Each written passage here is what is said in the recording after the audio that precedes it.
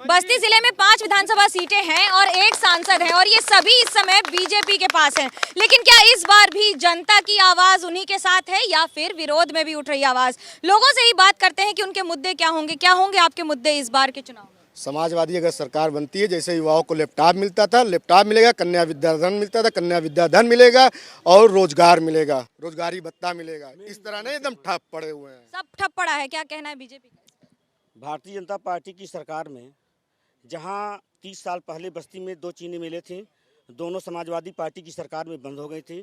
आज भारतीय जनता पार्टी की सरकार, योगी आदित्यनाथ के नेतृत्व की सरकार आई तो बस्ती में चीनी मिल बन के तैयार है। आज बस्ती में स्वास्थ्य के लिए कोई व्यवस्था नहीं था। मेडिकल कॉलेज 70 सालों बाद बस्ती में बना है। इंजीनियरिंग कॉलेज बस्ती में बनकर तैयार और चल रहा है। कितना सहमत है इस बात से? बिल्कुल सहमत नहीं है मैडम, बिल्कुल सहमत नहीं है, क्योंकि भारतीय जनता पार्टी के जब मुख्यमंत्री कल्याण सिंह जी थे उस वक्त यहाँ पे शुगर मिल मुंडेरवा की बंद हुई थी और मुंडेरवा शुगर मिल का अधिग्रहण सिर्फ कांग्रेस ने किया था। 2 मिलों का अधिग्रहण नहीं हो पाया था, जिसके कारण 2 मिलें अभी तक चालू नहीं हो पाई। और तीसरी चीज़ क्या है, 32 सालों से उत्तर प्रदेश में कांग्रेस की सरकार नहीं है और जब से कांग्रेस सरकार नहीं है, जो भारत सरकार ने, मनमोहन सिंह ने जो हमारे तमाम योजनाओं को लागू किया था, तमाम योजनाओं को जो लागू किया था, जैसे राष्ट्रीय ग्रामीण स्वास्थ्य मिशन लागू किया था और हमारे किसी अस्पताल में आज डॉक्टर नहीं है और उसका अरबों खरबों रुपया समाजवादी, भारतीय जनता पार्टी और बहुजन समाज पार्टी की सरकार में वो रुपया हजम कर लिया गया।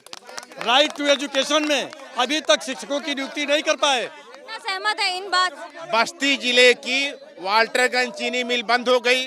रुधौली चीनी मिल के किसान 2 वर्ष से गन्ना मूल्य भुगतान नहीं पाए हैं। सबसे बड़ा मुद्दा महंगाई और किसानों की दुर्दशा। क्या मुद्दा आपके लिए? हमारे लिए वाल्टरगंज शुगर फैक्ट्री का मैं कर्मचारी हूँ।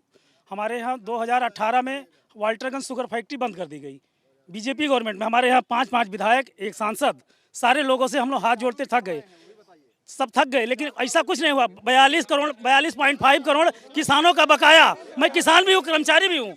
उतना उसके बाद जो है 13 करोड़ रुपया कर्मचारियों का बकाया। हम लोग का कोई सुनने वाला नहीं। बीवी बच्चे हम लोग के परेशान हैं। जनता कह रही कोई सुनवाई नहीं सरकार में। देखिए, आज़ाद भारत के इतिहास में नरेंद्र मोदी और योगी आदित्यनाथ जैसा मुख्यमंत्री, प्रधानमंत्री नहीं हुआ था। और मैं आपको बता दें, गरीब, पिछड़े, वंचित दलितों के लिए जो उन्होंने काम किया है वो आज़ाद भारत के इतिहास में किसी ने काम नहीं किया है। मैं दावे के साथ कहता हूं कि आने वाले 2022 के चुनाव में भारतीय जनता पार्टी की सरकार पूर्ण बहुमत से बनेगी। आज़ाद भारत में भारत की सार्वजनिक संस्थाएं भी नहीं बिकी थी। आज़ाद भारत में भारत की रेल भी नहीं बिकी थी। आज़ाद भारत में भारत की स्वास्थ्य नहीं बिकी थी। क्या कहेंगे आपके? आज युवाओं में जो है, आज कांग्रेस, बसपा, सपा इसलिए बोल रहा है क्योंकि ये लोग इतना भ्रष्टाचार कर रहे थे कि अब बलबला गए हैं। कहीं भी कोई व्यवस्था इनकी रह नहीं गई है भ्रष्टाचार करने की।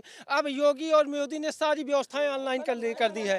और दूसरी बात, कोरोना काल में पूरा देश ठप था, फिर भी घर घर भोजन, चिकित्सा व्यवस्था, मैडम जी, सारी व्यवस्थाएं चला। अब ये भ्रष्टाचारी पागल हो गए हैं।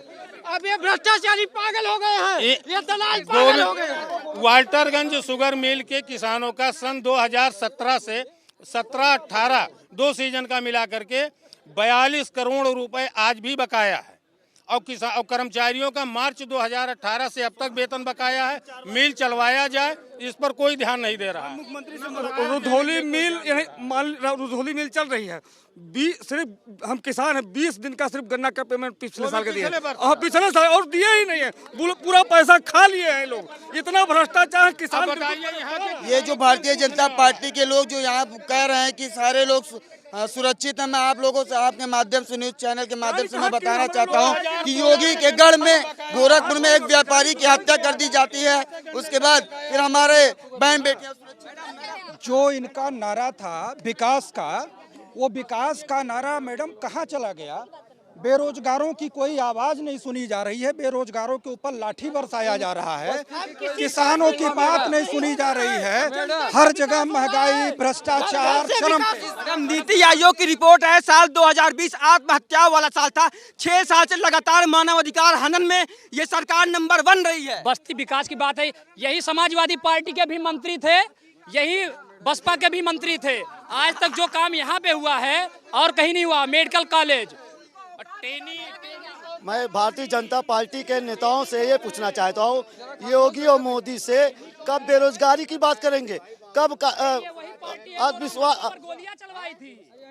कब बेरोजगारी की बात करेंगे, कब ये महंगाई की बात करेंगे, कब पेट्रोल डीजल की बात करेंगे, कब तक मंदिर मस्जिद के नाम पे राजनीति करते हैं? कब तक आप मंदिर मस्जिद के नाम पर ही राजनीति करते हैं? मंदिर मस्जिद, ये हिंदुस्तान है, अयोध्या में मंदिर बनेगा। अगर बनारस में मंदिर बना है तो वहाँ बगल में मस्जिद भी है। ये लोग हिंदू मुसलमान करके मुसलमानों को केवल मूर्ख बनाते हैं। हमने मुसलमानों को आवास दिया, रोजगार दिया, हम लोगों ने शौचालय दिया। आज मैं बताना चाहता हूँ, बस्ती का कोई एक मोहल्ला ले लीजिए, हिंदू और मुसलमान जहाँ रहते हो, सैकड़ों मंदिर मस्जिद के नाम पर वोट कब तक मांगा जाएगा? क्या बेरोजगारी, डीजल, महंगाई मुद्दा नहीं होगी? अगर ये स्पष्ट है तो 2022 में योगी मुक्त होंगे, 2024 में मोदी मुक्त। सबसे बड़ा मुद्दा मैडम बेरोजगारी है। एक मिनट रुक जाए, रुक जाओ। सबसे बड़ा मुद्दा बेरोजगारी है। बस्ती के विकास की बात करेंगे, बस्ती के विकास की बात। एक मिनट के बाद देश में कोई हिंदू शासक शासन कर रहा है।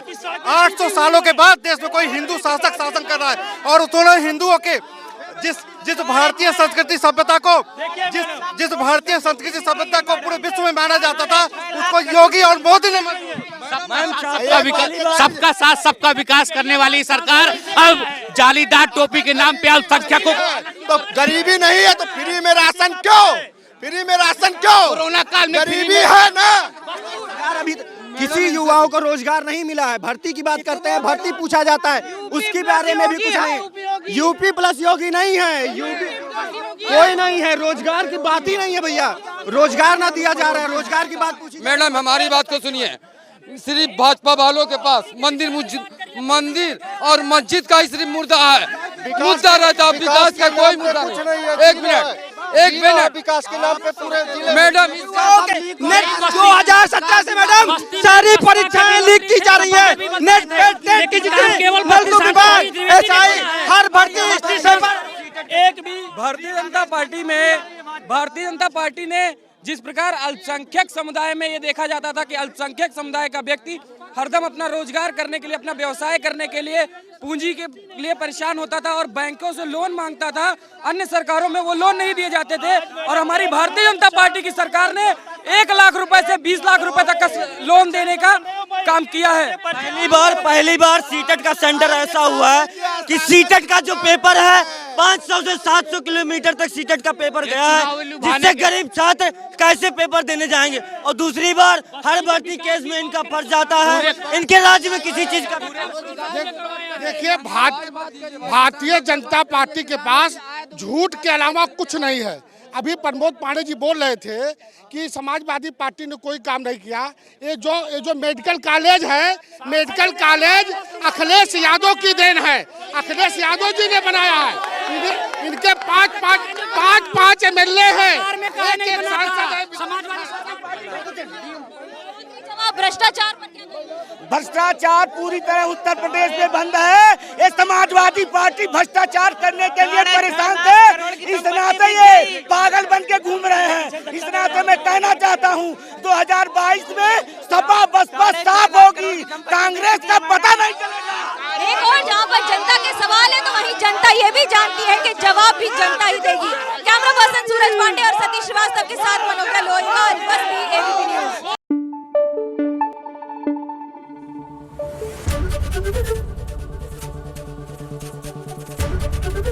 एबीपी न्यूज आपको रखे आगे।